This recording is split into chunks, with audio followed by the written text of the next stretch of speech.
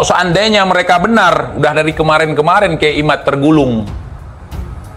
Lapor ke polisi, dipersekusi.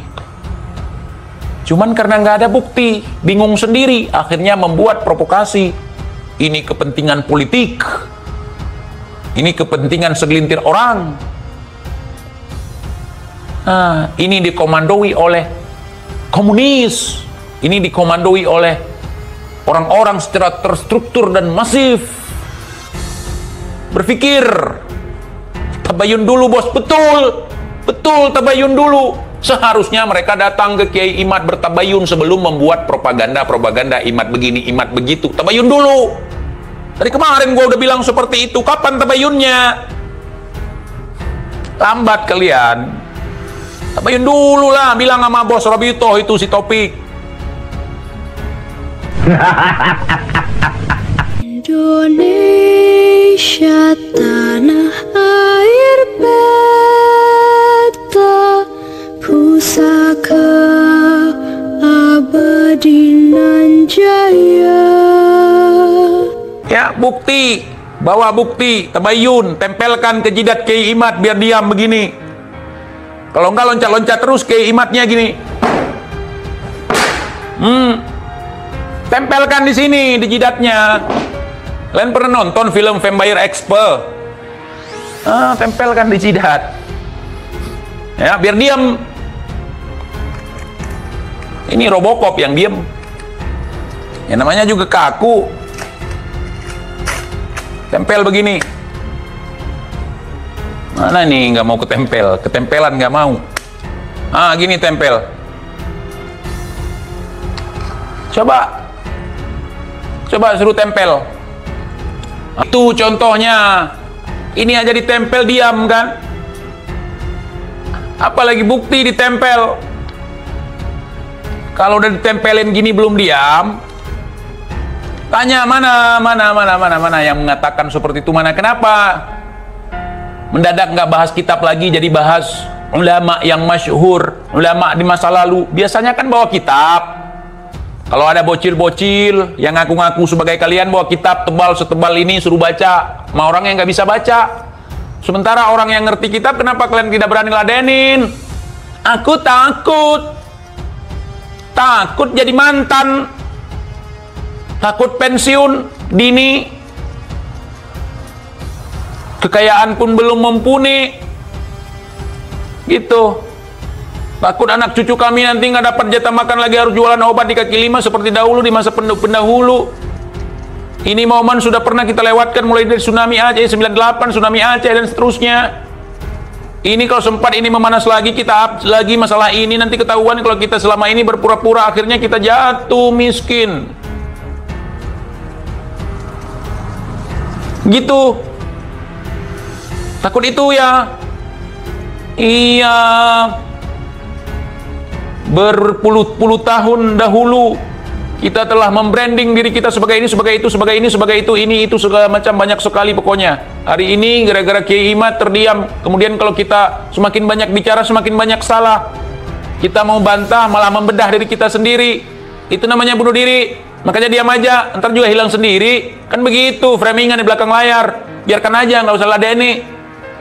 Ntar juga hilang. Ini udah jadi zaman dulu, bukan hal yang baru. Kan begitu bahasanya. Itu sangat-sangat hafal sekali. Sebelum kalian ngomong seperti itu, saya sudah sangat hafal sekali. Dan memang kejadian seperti itu kan. Iya, wajib mencintai kami. Kalian siapa? Cucu Nabi. Buktinya mana? Antum gak masuk surga. Ya Allah. Aceh gempa bang, biasa itu di Aceh bang.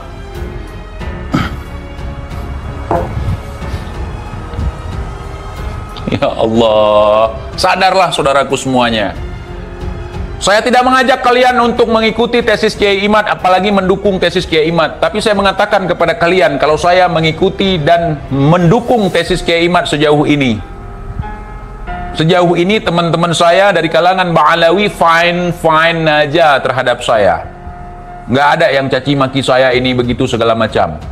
Saya hanya ingin melihat Siapa yang punya mental, siapa yang punya manuskrip, siapa yang punya bukti untuk membantah tesis Kiai Imad dan juga menjadi pelajaran kepada orang-orang yang selama ini ngaku-ngaku sebagai cucu Nabi. Kalau tidak taat kepadanya, kita akan masuk ke dalam neraka. Kalau taat kepadanya, kita akan dapatkan surat pengampunan dosa. Itu sebenarnya tujuan saya, teman-teman. Ini saya bocorin sedikit. Tesis Kiai Imad muncul ini karena banyaknya orang-orang setiap ceramahnya mengaku sebagai cucu Nabi, kemudian mengaku dalam tubuhnya memiliki darah Nabi. Sehingga keluar ya tesis Kiai Imad yang menyatakan dan menanyakan, di mana buktinya kalau klan Ba'alawi ini tersambung kepada Rasulullah Sallallahu Alaihi Wasallam, sedangkan menurut tesis, menurut pencarian Kiai Imad terputus selama 550 tahun. Nah, seharusnya kalian di situ muncul. Ini loh kitabnya, Mat. Ente kadang-kadang, Mat. Langsung sangean Kiai Imad itu, nggak bisa bantah lagi. Kalau kalian dengan sentimen, tapi kalau dengan keilmuan, tentu kalian dengan sopan. Ini Kiai Imad, ya, Masya Allah, antum pingin nanya-nanya nih soal nasab kami nih, buktinya. Ini abad 0, abad ke-1, abad ke-2, abad ke-3, abad ke-4, abad ke-5, abad ke-6, abad ke-7, abad ke-8, abad ke-9, abad ke-10. Nih semua nih. Baca ente itu. Tapi jangan ditinggal di sini, nanti hilang ya. Saya fotokopi nih.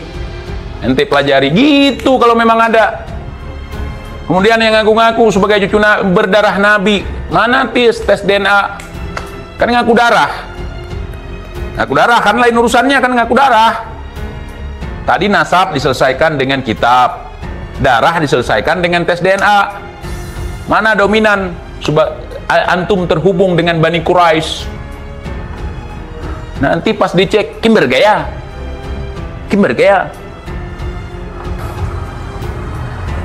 Ana ini cucunya pengembala onta, gitu. Kalau nggak ada yang ngaku-ngaku seperti itu, ada pertanyaan-pertanyaan seperti ini.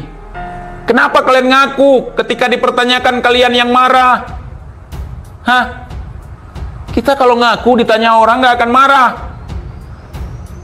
Aku ngaku begini, aku ngaku begitu. Kok kamu itu suka nanya-nanya sama aku? Ya iyalah, kalau sudah kamu tunjukkan, kamu ngaku-ngaku, orang nanya itu wajar. Wajar namanya. Saya ngaku nih, saya cucu ini, saya cucu itu, dalam tubuh saya ada darah ini. Pantas nggak orang lain bertanya, mana buktinya kalau kamu cucu itu? TIJ mengatakan, kayak orang penting ya untuk menarik para budak. Dan lagi pun, kenapa harus ratusan triliunan untuk menyuap si Bahar? Sedangkan si Bahar nggak dianggap sama sekali. Nggak dianggap koar-koar. Bertahun-tahun nggak dianggap, nggak ngaruh. Kecuali ngaruh pemilu kalah terus. Ormas yang jadi kebanggaan mereka berhasil dibubarkan. Mereka berhasil dijebloskan ke penjara. Ngaruhnya apa? Masa orang menang menyuap orang kalah? Kita ini menang nih, kita siapkan ratusan triliunan untuk menyuap orang kalah yang nggak ada guna apa-apanya, ujar TIJ. Kalau cucunya kakek saya, mungkin orang nggak akan mempermasalahkan. Tapi kalau cucunya Rasulullah, apalagi sampai nyuruh orang azan untuk menanyakan kakek ana apa kakek ente, itu udah parah. Dibawa ke pengadilan, kemudian mau diadili, kemudian ngancam orang dengan bawa Nabi. Ente mau nanti di akhirat Pak Jaksa, tidak dilihat oleh datuk kami. Indonesia sejak dulu kala tetap dipuja-puja bangsa.